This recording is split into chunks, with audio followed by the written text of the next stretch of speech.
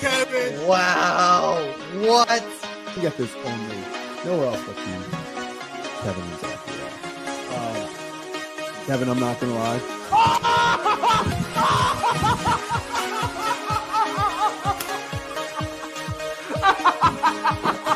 Now we're not going to a carved penguin.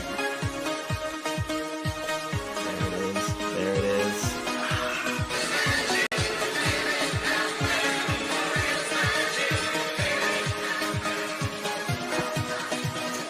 Oh, no.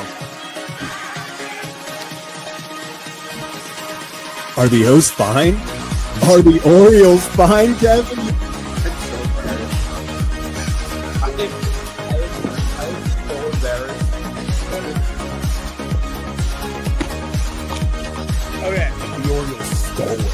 That game was stolen. It was stolen from them, then they stole it right back. What? Oh, my God.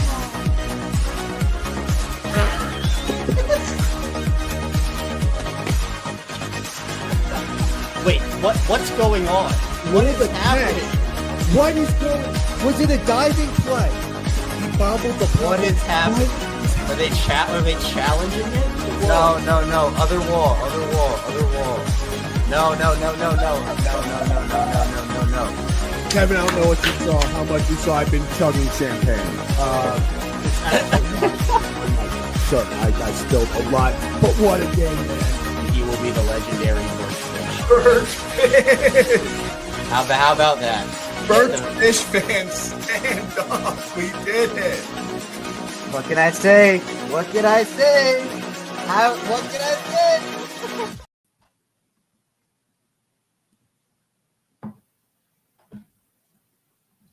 What can I say?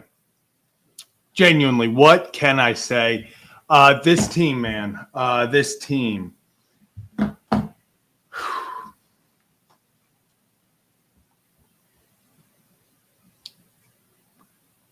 What did we just watch? What, like 3-0? It looked like they were a freight train who could not be stopped. Boom, we're taking it off. Let's go. Let's blow them out on Patrick Corbin Day again.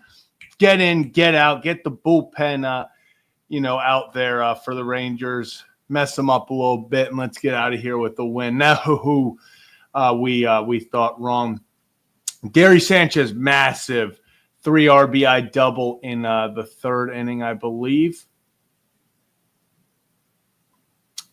That was the last positive thing we can say about Gary Sanchez for today. But appreciate you for coming out for the one good Gary Sanchez thing he did today. Always great to talk about that because, trust me, after this, we're going to be saying Gary Sanchez a lot, not for the right reasons. But good job, Gary. Innings 1 through 3, didn't do a horrible job. After that, we'll get to it. But Orioles go up 3-0. Then suddenly you're sitting there. Trevor Rogers is rolling. You decide to pitch to Simeon for the first time tonight. The first 2 at-bats, let's be real, they were uncompetitive. They were there so that they could put him on. If he chases out of the zone, he chases out of the zone. If not, he walks. That's why he did twice. He's their hottest hitter. Walked him twice. Pitched to him a third time. You give him something to hit. It's a 3-2 ball game. Then you let a guy on. You let a guy on. He is gonna do what they do against Gary Sanchez. That's run on him and steal second. The Orioles, this team might award you home.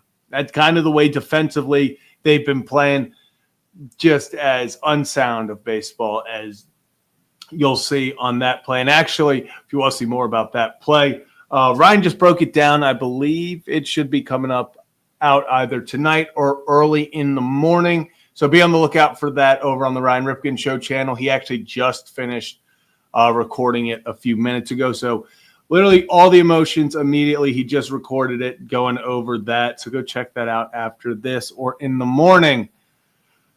So 3-3. And you thought your heart rate was thought the heart rate was getting challenged then. Oh, baby, we were only just beginning. It was only the beginning. I mean, we get into the 9th inning, and you felt like, okay, just find a way to get it to extras. Find a way to get it to extras, and we'll see if we can win this ball game. They found a way. Felix Bautista, man. He and Brian Baker, that 8th and 9th inning, absolute nails. You also want to talk about the 8th inning, Brian Baker being nails. Talk about another guy with a massive play that's not going to be talked about enough. Jackson Holiday sliding, diving stop, ball up the middle, ground ball would have been the game winner, assuming the Orioles don't score in the 9th. He makes the stop. Orioles go on. We're heading to, at that point, end of the 8th. Felix gets out of it with a man on 3rd and 1 out. Then it was the Orioles' turn in the 10th. Gunnar Henderson, man, was I happy to see this. Left on left, Gunnar Henderson leaves the ballpark to give the Orioles a 2-0 lead, or 2-run lead, not 2-0, a 2-run lead. I'm sorry, people, it's July 1st already. It's 12:09 here. Mind is a little bit gone, especially after all we just watched. I mean, come on, give me a break. Give me a break. I know. Gunnar, that's the Gunnar Henderson I know. The extra innings we saw today is the Gunnar Henderson I know. That massive 2-run homer put the Orioles up 2. Colton Cowser says, hey, how you doing? I want in. If you're getting some, I want some too. Orioles go up 3 runs, 6-3 in the 10th. That's it, baby. 3 runs in extras. All you need. Let's go. Orioles 3-run lead in the 10th. That's easy. We're going to be doing this thing in about 10 minutes. We'll be talking on the post-game show. Not so fast. Orioles aren't going to let that happen. Keegan Aiken comes in, gets the first guy out, and you're like, okay, here we go. Just get the next 2. He gets a ground ball to first. Here we go. 2 out. No one covered first. No one covered for. Okay, it's okay. Adolis Garcia, we've thrown him 13 straight fastballs. Haven't thrown him anything all night. Maybe let's mix a few things in. Let's see if he can, throw him off a little bit. The ball is currently still attempting to land, and Adolis Garcia is still celebrating as we speak at this moment. 3-run homer, and I would be lying to you if I told you I didn't think that was it. In my mind, Jonah Heim was about to come up at the next at bat and just put one in the seats as well. That was demoralizing. I thought that if they would have found a way to lose that game, would I have been shocked? No, because I've watched this team this season. I watched this team this season. I know how they've lost games. The Orioles get out of it. They get out of the 10th, and the 11th comes up, and they pick up right where they left off. The hero, the man, the myth, the legend, the greatest position player to pitch in the history of position players pitching. Move aside Shohei Ohtani. I'm talking Luis Vasquez. We're talking Luis Vasquez. 1 out. Said he can't get him over on the with no outs. How about we get the go-ahead homer or go-ahead single, get the guy in, and then, hey, how you doing? They're going to throw home. Yeah, they hit the cutoff guy. Let's be a little aggressive, okay? Is 1 run really going to win this? It would have. Is 1 run really going to win this? Let's advance it to second. Gets up. Then you have Jackson Holiday. Absolute nails on that walk. I'm not going to lie to you guys. I thought I was so surprised he did not get rung up on that called 4th ball, because let's be honest, I'll say it, the Orioles' biggest enemy for all these left-handed batters is the outside strike.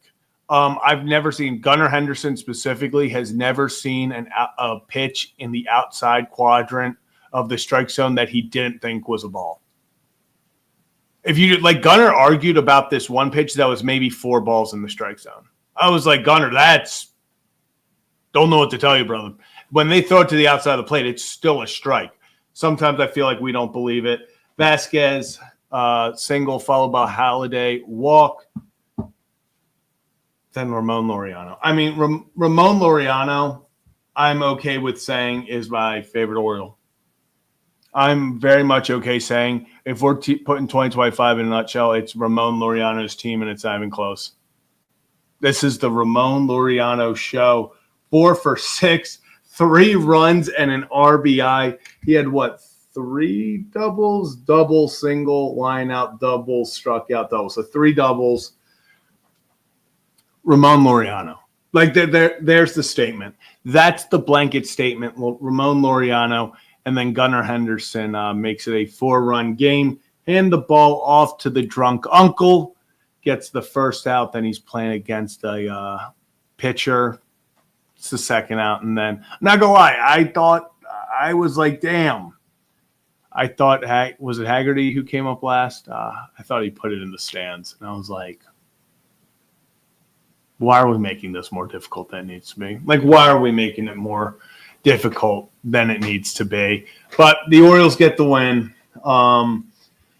Lots and lots and lots of storylines here. I mean, Trevor Rogers goes 5 1/3, 2 earned runs. Very, very, very happy with how he performed today. Dominguez, absolute nails, an inning and 2/3, no earned runs. No hits. Baker, yes, he allowed the 2 hits, gets the 3 strikeouts, finds a way to strand the guys. Bautista gets the walk. And let's be honest, when someone walks on Felix, it's a triple. It's a triple. That's what happened. Walk, stolen base. And I'm going to say this. When Ezekiel Duran was on third base for the Texas Rangers with 2 outs with Felix Bautista pitching. And I get it. Like, I'm maybe overreacting. But why wouldn't you try to steal home? Like, think about it. You now, in a pressure situation, you coming home, game on the line, need Gary Sanchez to cleanly catch a Felix Bautista pitch. Cleanly catch. So he needs to cleanly field the pitch. That's already a struggle. Then he needs to put the tag down quickly. If I was the Rangers, I was sending Ezekiel Duran. If he's thrown out on a steal, he's thrown out on a steal. I would have seen if that could, if we could make some magic happen. But Felix gets out of it. You give the ball to Keegan Aiken with a 3-run lead. You then walk back to the dugout going to the 11th inning because that was fun. Then Andrew Kittredge, 3 up, 3 down, including the pitcher. This is the biggest glow up of 2025. The fact that we went from our right-handed outfielder being Austin Slater to Ramon Laureano is maybe the greatest glow up a position has ever had in the game of baseball. Maybe the greatest glow up a position has ever had in the game of baseball. I do want to get to some before we get into some more about the game. Hit that like and mostly the Rangers pitching situation. Hit the like and subscribe button if you're new to the channel. Kevin and Zach React go live every day after the game. Let's get into some chats. Appreciate you, Walter. Summary of tonight's game. Rangers, here's a 3-run lead. O's, hold my beer, don't want it. Rangers, hold my beer, here's a 3-run lead again. O's, hold my beer, we don't want it. Rangers, hold my beer, here's a 4-run lead. Walter, you summed it up perfectly. This is exactly what happened. Kyle, appreciate you. 3 months. Then who's the ace, Roger or Dean? Man, these guys just keep it up. If they both want to be the ace, I would not be mad at all. And Kieran, appreciate you as well. Did the O's hire the Ravens conditioning staff? It feels like it. The catchers, at least the catchers have completely the injury bug. I've never seen. Either the baseball gods are begging the Orioles to bring up Sam Basayo or something's going on because it's ridiculous. Catchers are dropping like flies in Baltimore. And Walter, Appreciate you saying, are we going to make the playoffs? I don't know, but 2022 to 2019, since Hyde fired, despite a ton of injuries, is watchable baseball. The team is gritty. I don't want to talk playoffs. Like, I'm going to be realistic. They have a lot of ground to catch up and make up for if they want to be talking playoffs, especially with just kind of the hole they dug themselves in. But I will say, if they can fight, if they can keep fighting, we'll see what happens. We will see what happens. Now let's go into kind of the second part of the game. I'll get into the whole pitchers hitting thing in a moment, but something that's not going to be talked about, but is a big deal. The Rangers have now gone to 4 straight extra inning games.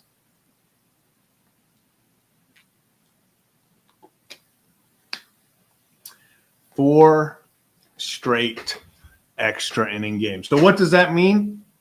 It means that I believe every pitcher that pitched today, besides Patrick Corbin, has thrown in 3 of the last 4 games.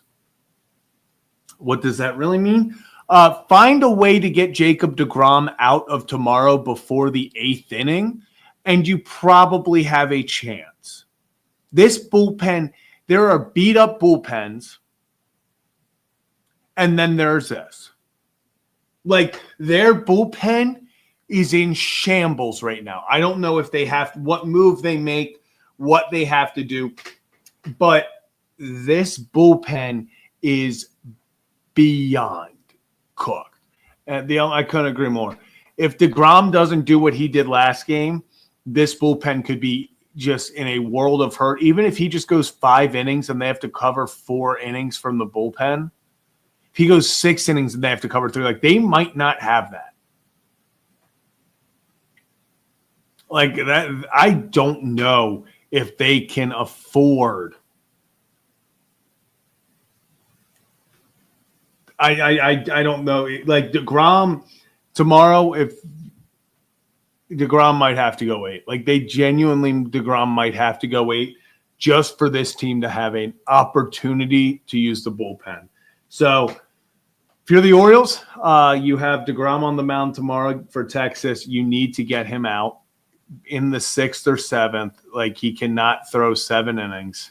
And then the biggest thing is if you can get him out semi-early, Nathan Eovaldi's coming off injury. You have an opportunity to get him kind of off balance. And if you can find a way to win tomorrow, put some more pressure on their bullpen, you put yourself in a very, very good situation going forward for Game 3 against Eovaldi coming back from an injury.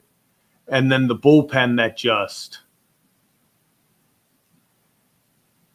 I mean, I don't know where they turn. They could not afford to use a lot of guys tonight, hence why they allowed Patrick Corbin to throw 110 pitches to get through 6 innings. Then you had Jacob Webb, had to use him for 19 pitches. Chris Martin, you only needed 11. Garcia, 16. Armstrong, 17. Milner, 26 pitches. You then had to cover 5 innings. 5 guys each had to cover an inning. Some of these guys an inning plus that they were then taken out. That includes Garcia. But this is not a good spot if you are the Rangers, especially bullpen-wise. This is a very bad spot for them to be in. So if you're the Orioles, it's easier said than done. You have to, like, they're going to let Jacob deGrom go until the wheels fall off tomorrow. That's what they're going to do. So if you are the Orioles, what you now must do is find a way. I'm not saying get him out in the 4th inning. Like, let's be realistic. But over Jacob deGrom's last, I don't even know. Let's go his month of, let's just go over his month of June. He went 7 innings, 1 hit, no earned runs. 6 innings, 5 hits, 2 earned. 6 innings, 5 hits, 2 earned. 7 innings, 2 hits, no earned. 6 innings, 4 hits, 1 earned. So Jacob deGrom is doing Jacob deGrom things. And yeah, Brandon Young is on the mound. We're running it back. We're seeing what can happen. But with the way that the Texas Rangers bullpen is right now, this is a game that if you can find a way,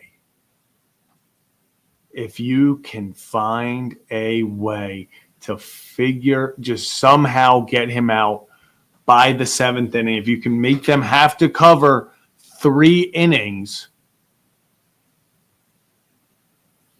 that not only gives you an opportunity tomorrow, but gives you a very nice opportunity on Wednesday. We talked about it before. This was a must win game. We talked about it last night. We talked about it the day before. Game 1 with DeGrom and Eovaldi, games 2 and 3. Game 1 was a must win because now you can try to steal one of the next 2. If you can steal one of the next 2, you leave with a series win. That's what? Back-to-back series win. You get Tampa, and then you get Texas. Back-to-back series wins. Start trying to build some momentum there. But this was a big win for the Orioles because it gives you some leeway. We talked about it going into last series. The Orioles had to win the first 2, unfortunately. Win the first one commanding fashion, then you're feeling, okay, let's go in. They just a horrible game 2. Start to game 2, then you come back, you take the lead, you're like, okay, this is the game, let's go win it. You lose, then you get shut down by DeGrom, and that's the game. You lose the series at home. So now it is your turn. You need to go out and win one of the next 2 games. You have to win one of the next 2 games. But if you lost tonight, you had to win both. And that is a tall task with DeGrom on the mound. That is a tall task with Brandon Young versus Jacob DeGrom tomorrow. You know, if it was anybody else in that pitching staff, honestly, on the bump the next 2 days and DeGrom wasn't there, we would be talking, you know, differently. You know, then it's okay, win tomorrow, then let's see if we can talk brooms. It's not the case. Jacob DeGrom, if you can find a way to beat him tomorrow, then we can talk about it. But you got to win one of the next 2.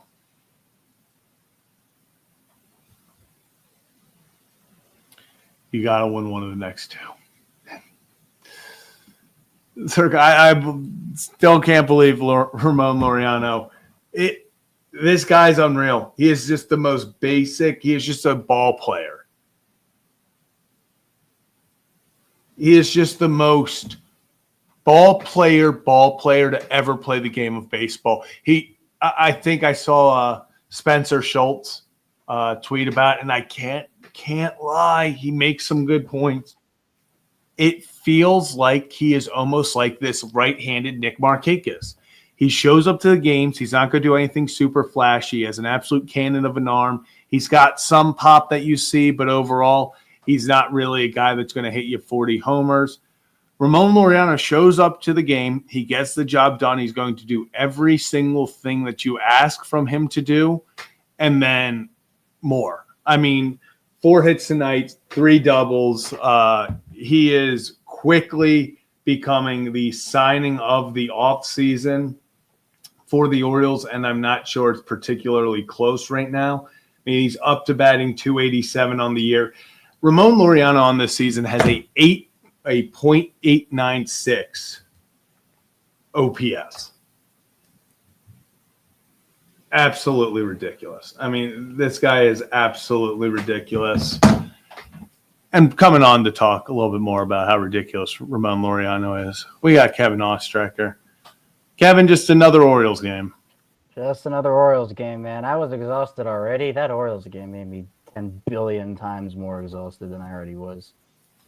At least they won, though. I mean, Kevin, if they would have lost this game, it genuinely would have been just one of those deflating, like, it's one of those games where if they would have lost tonight, I would have had no issue being like, yeah, they probably get swept. Like, if you lose this and then you got it, like, Kevin, it literally lined up exactly like last series against Texas. You came back game 2, you had a big fight, you had opportunity after opportunity to win it, and then you did it, and then it's like, oh, great, DeGrom on the mound tomorrow shuts them down. You have DeGrom on the mound tomorrow, You can't lose this game too, or man, are you putting yourself in a very deep hole with DeGrom and then Evaldi next 2 games. Now you just have to find a way to win one. I need them to win one. I don't want to go over the same script again where they win the first game and then drop the next 2. You've put yourself in position. Take advantage of it, all right? Now, I don't expect them to beat DeGrom tomorrow. I'm kind of anticipating a rubber match, but the thing that gives me a little hope is that much like the Rays needed from Littell in game 2 of that series, the Rangers need DeGrom to go at least 7 bad. And the Orioles aren't in a great spot bullpen-wise either, but it's a lot better than where Texas is. And Texas's bullpen is also just bad. So, they have an advantage here where they are also suffering from it, but in a worse way than, the Rangers are suffering in a worse way than the Orioles are in that department. So, I mean, look, I can barely keep my eyes open, and I was going to say, I shut them during the Garcia home run. By the way, I don't think I've seen this much controversy over home run celebrations in a long time. Kobe's and Garcia's. If you don't have anything nice to say, don't say it at all. So that's my opinion on that. For both Mayo and although I think it was so. I did send the tweet. I honestly didn't have a problem with it. That's what I'll say. I didn't hit a mass, but I did quote tweet it after we won and said all this just to get. I didn't have a problem with Kobe, and I didn't have a problem with Garcia. I think Kobe's was more just him being annoyed. Yeah. Garcia is a man who saw 20 straight fastballs tonight, didn't see a single other pitch, and finally got one to hit and did his thing. So, yeah, I'm not upset with it, and especially since the Orioles won. It's just funny that he did all that just for Luis Vasquez. I just changed it. Thank you. Beautiful. I don't know why it does that. I think it's because I don't know. You know what, Kevin? It's off and on, just like the Orioles. It's all, you just never know what you're going to get. Yeah. You never know. And it can be inning to inning. It can be game to game.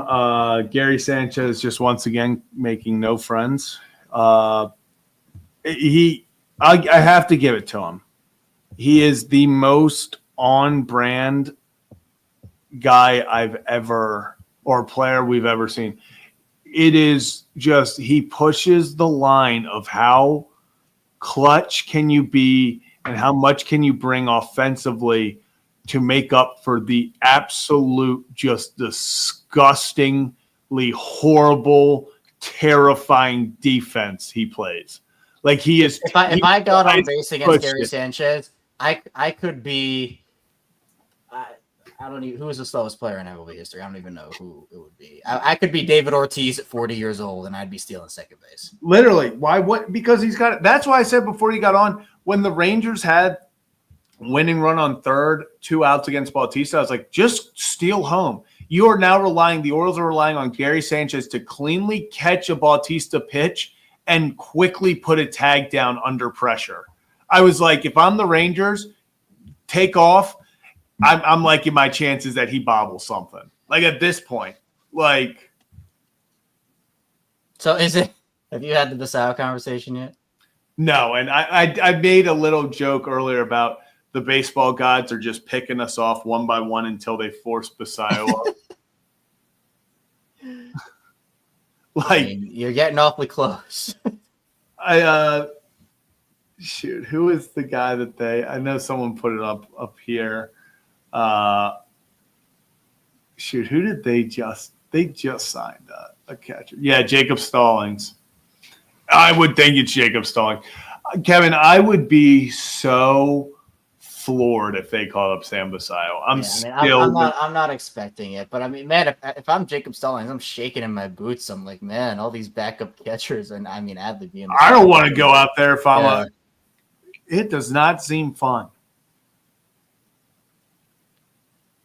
Handley's eligible to call. I heard Handley, and I can't confirm this, but I've heard Maverick Handley's had a few battles with concussions recently, so I heard they might be taking their time with him. I mean, I think that's the smart decision. Yeah, I heard he's dealt with those before, but we'll see. I still don't think it's Messiah time. Honestly, funny enough, if they lost more, it would probably be Messiah time. Like if they were still 19 games out, I would probably say it's Sam Basayo time. If they were 19 games below 500, 20 games below 500, then I'm probably like, okay, trade Gary, do whatever, cut your losses with Gary, and then just let Sam either DH catch first the rest of the way. But it's almost like it's like they keep fighting in, and you're like, you don't want to put that pressure on him, and because it takes guys a minute to get their feet underneath them and get comfortable. A la Kobe Mayo. Another nice hit today. I mean, Kobe Mayo's continues to get the job done. And our boy Evan knows about Sam Basayo, seeing him up close and personal down in Old Bowie. But Kevin, a young guy like Kobe Mayo, we've seen with Jackson Holiday. It's not fair to just be like, hey, Sam, happy, you're up here at 20 years old. Got to save the team. You got to be the big bat in this time. That's not fair. You got to give him time to develop. You have to give him, I would rather him come when there's not pressure for him to save the team. He doesn't have to be the savior. He doesn't have to be the Babe Ruth. He doesn't have to be Yordan Alvarez like everyone comps him to. Like he can come up and learn how to play at the major league level. And then as consistent playing time comes, like we've seen it for Kobe Mayo, like we've seen it for Jackson Holiday, you can continue to expand from there and kind of see what you have. Kevin, everyone wanted Kobe Mayo off this team, out of this order. They wanted to trade him for a bag of chips. Now I want to say he has a hit in like 6 of his last 7 games. He's raking, man. I mean, that's the thing. I feel like a broken record saying it, but he looks comfortable. A lot of these guys, and it's not everybody, right? But this is what happens when you get everyday opportunities. And I mean, I'm glad he is. So yeah. And Lucas, appreciate 1 month. His picks at first, he has been. People talked about Kobe Mayo playing first base like you were putting a 7-year-old over there. And if you look at Kobe Mayo every day, I've seen reporters talk about it. I've seen reporters film it. Kobe Mayo is out there hours and hours before everybody else, taking in field work with Mabry and I believe somebody else. But there is very few guys who are putting in the work that Kobe Mayo is to get better at first and be a serviceable first baseman. And if he keeps this up, he's going to be a damn serviceable first baseman. He looks great over there. He has yet to have a moment over there, genuinely, that I look and knock on wood because I'm sure it will happen now tomorrow. Has yet to be a time where I looked and I'm like, damn, that's a play that a usual first baseman makes. It feels like he's just he's been making plays. He's been making some really nice picks that have saved some runs. So Kobe Mayo, no reason he should not be in the lineup, especially, Kevin, can we stop DHing our catcher and also having a catcher in, because that leads us to Trevor Rogers taking hacks or attempting to take hacks in like the 4th inning. This has been the most hilarious Orioles season of all time, in the worst ways and the best ways. Just wild. Kevin, this team, we saw more pitchers batting tonight than I ever thought we'd see in the 2025 season. I guess we saw Trevor Rogers twice. Then we also saw, why am I blanking? Jack Leiter. So both teams officially had to use a pitcher to hit. I want to say I saw some people saying it's the first time in either a very long time or ever that 2 AL teams have had to use both teams have had to use a pitcher to bat in the same game. So nuts. Yeah, you could probably say those things. Rogers at bat was better than Sanchez's defense. I can't tell you what is worse than Sanchez's defense. There's not anything that is. I'll say it. That first at bat, pitch 2, Trevor took one shot, and I respect the hell out of it. Like, he knew he probably had 2 at bats. He decided there was one pitch he was selling out for. And if he would have connected on that swing, pitch 2, maybe a single. But, like, he went for it. Like, I got to give – there was no – he went – there was no – like, Jack Leiter, that final bat, kind of did one of those, like, reach for it. Like, oh, I'm out on the pitcher. Trevor Rogers, that second pitch of that first at bat, he hunted fastball, and he went for it and missed very badly. But had he somehow connected with it, Kevin, who knows where that ball's going? Crazy. Awesome. And real fast, if you're new to the channel, hit that like and subscribe button. We've talked about Gary Sanchez a few times from the Ryan Ripken Show. Ryan just finished up a breakdown that will be live in the morning if you want an instant reaction, breaking down the Gary Sanchez play, the stolen base to second that turned into the mismanaged, once again, mistag that somehow we went from guy stealing second. It's never good when a guy steals second and he's the only guy on base, Kevin. And then in that same sequence, he is now sprinting towards home. Usually a lot of things had to go wrong for you to get it. And for the ball to once again beat him by maybe 20 feet, and we missed again. I mean, just – if you want the full breakdown tomorrow morning, go over there. I was going to try to wipe it from my brain. It never happened. Yeah, it's something. But, Kevin, let's start getting into some call-ins. Yeah, definitely shorter tonight. I'm actually going to set a timer on my phone. I think we've decided to institute a timer on these call-ins. Yeah, just especially tonight. We got stuff. We got. So we can make. Let's see what my timer sound is going to be tonight. Let's see. What timer sound do we like? Like chimes. Chimes threw me off. Crystals is. Nah, that one. Ew. No, we can't do the regular one.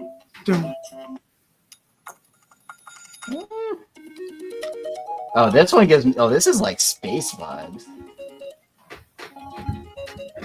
All right, man. All right. This will be the timer of the night. We'll go with that. Go 4-minute timer. I think this is long overdue for us too. No, especially probably at as we hit 12:40 on a game that started 4.5 hours ago. This wasn't even like a 9:30 game, Kevin. Like we've had West Coast baseball games finished before this game.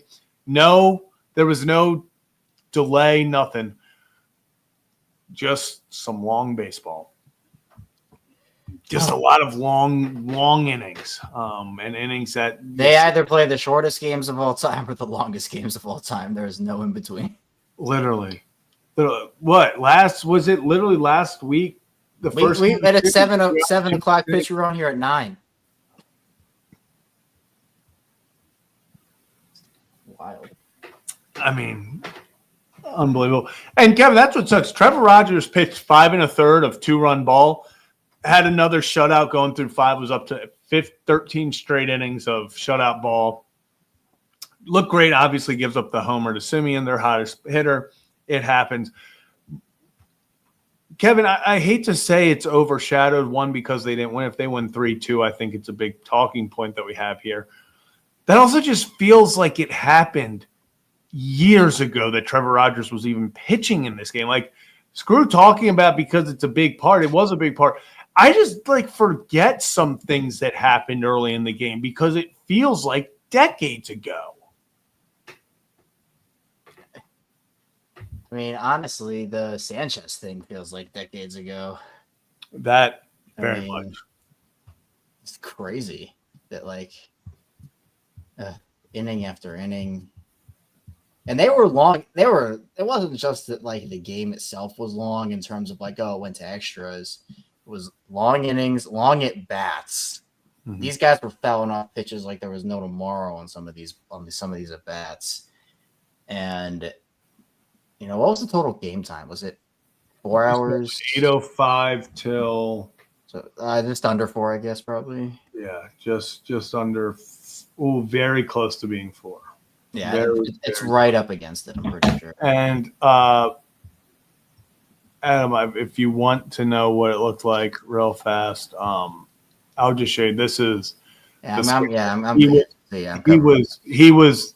Here's the screenshot of it, Adam, and he was put that either on me. Yep, he was somehow safe on this. So that's how they tied the game out. So let's go say, Kevin, I'm taking it down. I guess I just have to.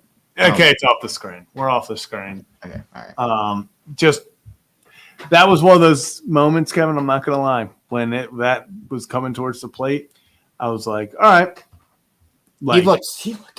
He looked out and would have been out by a mile had any other catcher been behind the plate.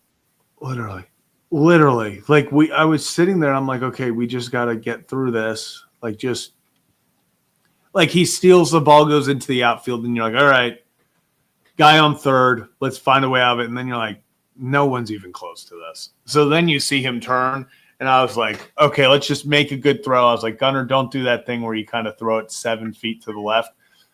They put it right on the money, and I was like, awesome. Here we go. Why did he not catch it?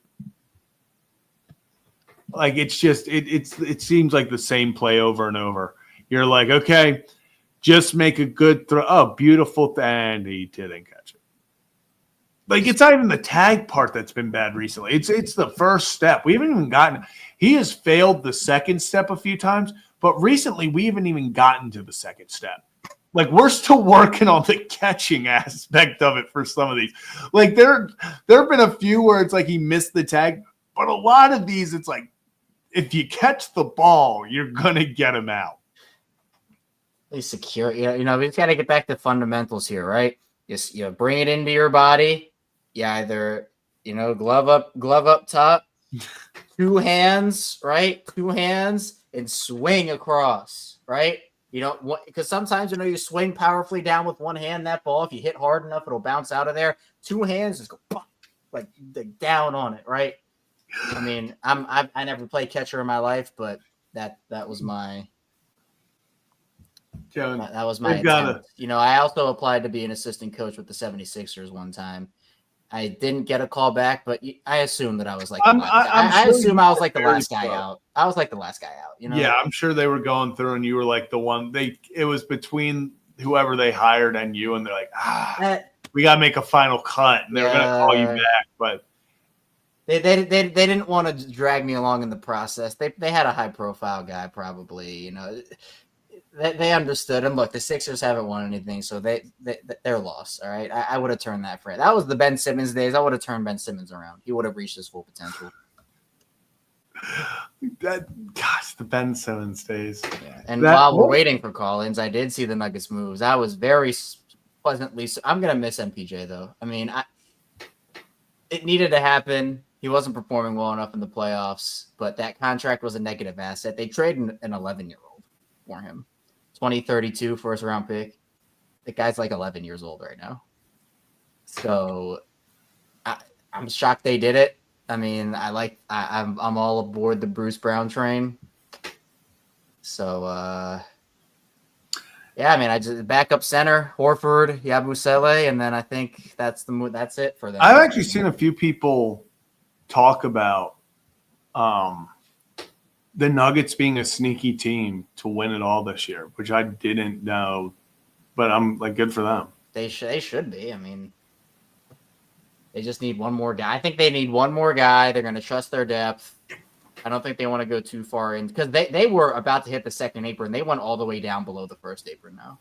Like, it was they saved like $17 million. So yeah, that was, I mean, MPJ. I remember exactly where I was when they drafted him. I wanted nothing more than for them to draft him. I was in LA looking for Airbnbs to stay in for my internship out there. And I ended up staying in a hotel for like 3 weeks. And I remember like the day that we got to LA, it was the draft and he dropped. That's when Shea went to the Clippers, and then they took Jerome Robinson at 12 because everyone thought they were going to back-to-back pick Shea and MPJ. But then the Clippers doctor was like, nah, his back is cooked. don't take him. And then, I mean, look, to be fair to MPJ, he's resilient as hell, man. Like, he fought through all the back injuries. He's been very durable over the course of his career. Like, I give him a lot of credit. I mean, if he didn't have the back injuries, he probably would have been like a multi-time All-Star. Like, hell, if he didn't have the back, he would have been the number one pick.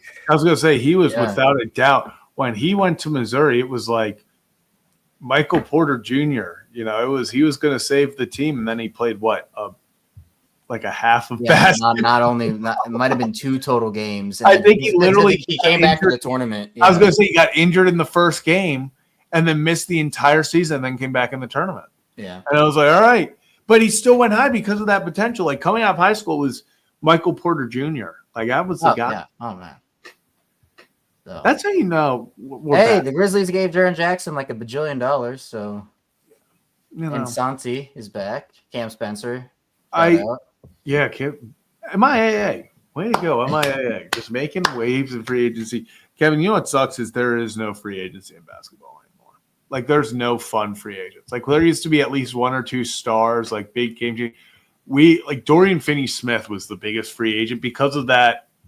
Like, everyone blames CJ McConnell. But, like, I mean, it is the second apron. I mean, it's that's why the Nuggets couldn't keep their core together, is because the second apron, you can't have 3 max guys anymore. So Cam Johnson's making $20 million for the next 2 years. MPJ's making 40. So, you know, it is what it is. So, are we getting no Collins tonight? This might be the first time. It doesn't look like it. Doesn't look like it. Trey Johnson, loved Trey Johnson. Yeah, good pick. Trey Johnson guy. Yeah, Kevin, I guess we'll give it another 30 seconds or something. But it doesn't look like there are any call-ins today. Makes sense. It's like 1 a.m. That's all right. You know, I'll sit. You know what? We'll vibe out to the timer. Where's this?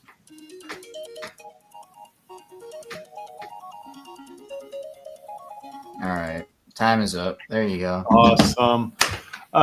Kevin, anything else? Just a crazy game, honestly. Yeah, just do it different this time, right? You win a game, win the first game, go win the second game. Now, I got to face a hell of a pitcher to do it, but, you know, if there's any time to make a statement, hey, just kick off a new month. Happy July to everybody. Yeah.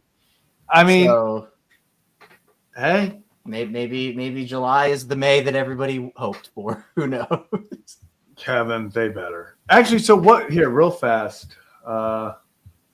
What was the Orioles record in June? Now you can add it up. Yeah, which sucks. So let me. I could also definitely look this up, but I'm going through the games. We had 27 games.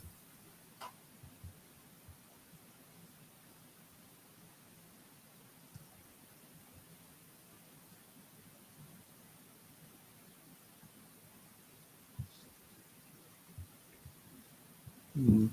11, 12,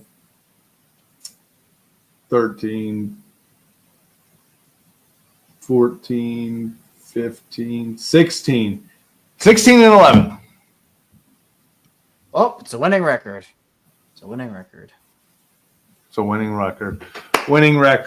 Let's see if we can do it in July and see what happens. So appreciate everyone who tuned in.